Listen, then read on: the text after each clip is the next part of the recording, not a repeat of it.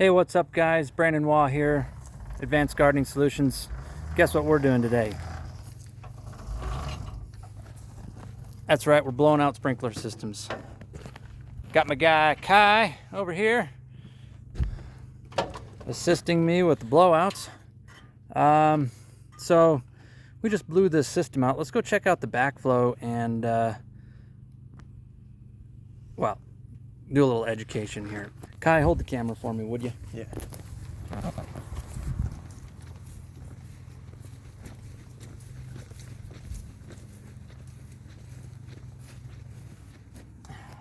Alright, so let's get down in here on this backflow here.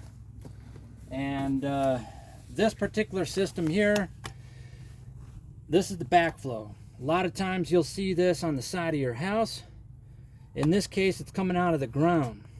If it's coming out of the ground, there's a good chance to turn this thing on and off, you need to have a curb key. And down inside this tubing right here, it goes about 4 feet down underground, and there's a little quarter turn key down there that turns this water to this on and off. Sometimes this is not next to the backflow. Sometimes this will be out by the street side, by the curb, hence, you know, the curb key here. So we have this system off now, and the final step once you blow the system out is to make sure that all your valves are turned into 45. I'm gonna go grab a screwdriver here real quick.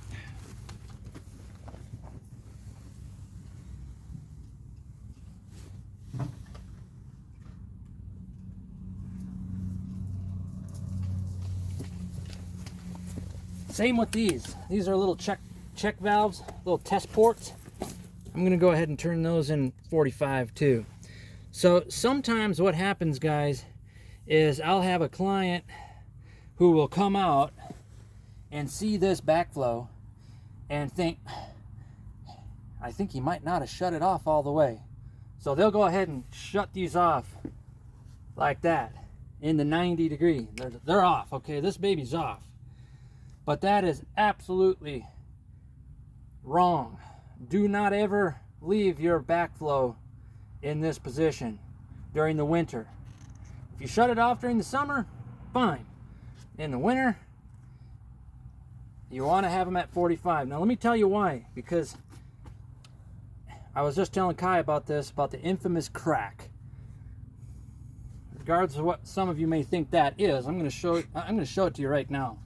This is the infamous crack. Now this is a much larger, came from a much larger backflow, but that's that right there, okay guys?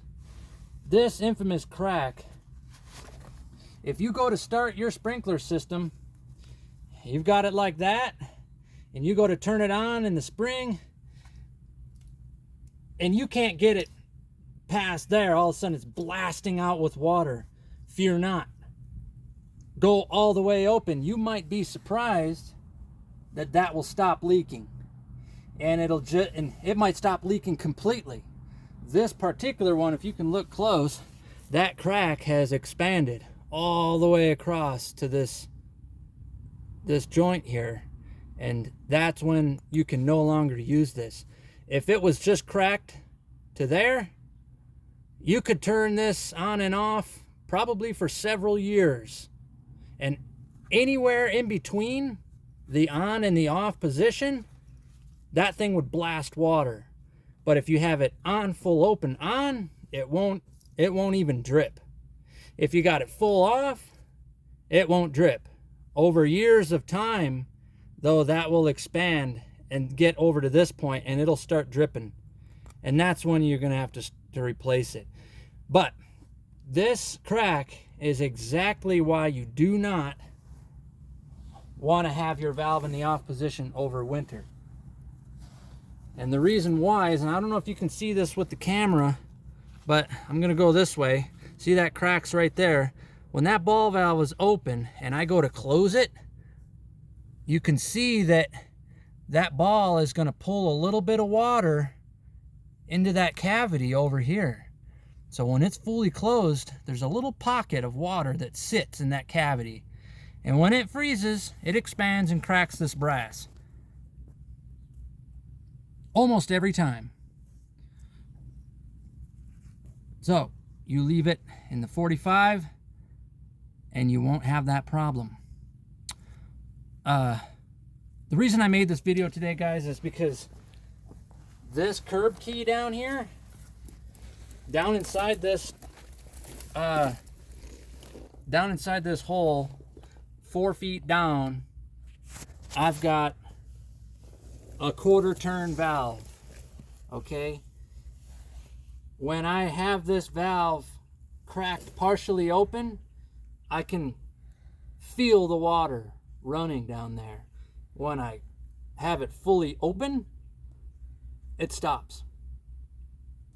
When I go to close it, I can feel that water moving down there till I get it to all the way off, then it stops again. When I went to go shut this system down, I noticed that it was kind of wet and swampy down around that key valve, and it's because in the full open position, that crack, which unfortunately is 4 feet down underneath the ground, is just a drip. And even when it's off, it's still just a drip. Everywhere in between, we can feel it blasting water.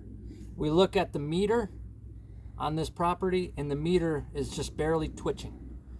To the degree that you have a leaky faucet in your house, if you have a leaky faucet in your house and you go look at your meter, you will see it. That meter will slowly be twitching. Just might not think it's moving, and all of a sudden it'll twitch and it'll start to move a little bit. And you know, we're going to alert our client of this problem, and cross our fingers it doesn't get any worse.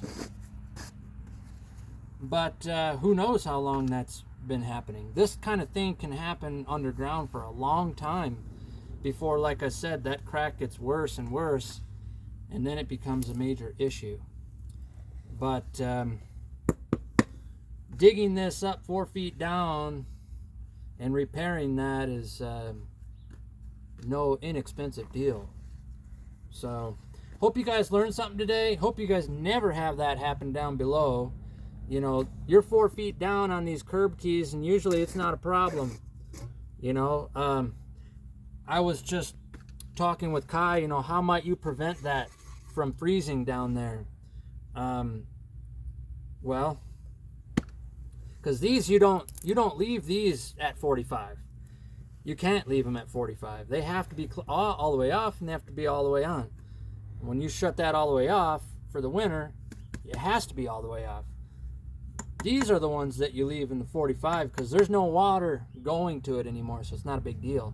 Down here, you're just relying on the insulation of the ground to keep that from freezing up down there. And there's a hollow tube.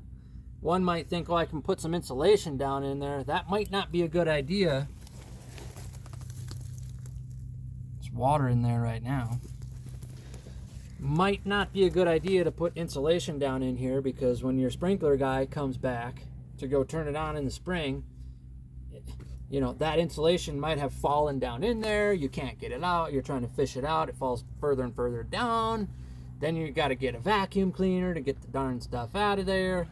You know, one solution might be to, you know, glue a little bit of blue board or something, like custom cut a piece of foam board and stick that on there, or put something over top of this, like one of them fake rocks or something that'll insulate it.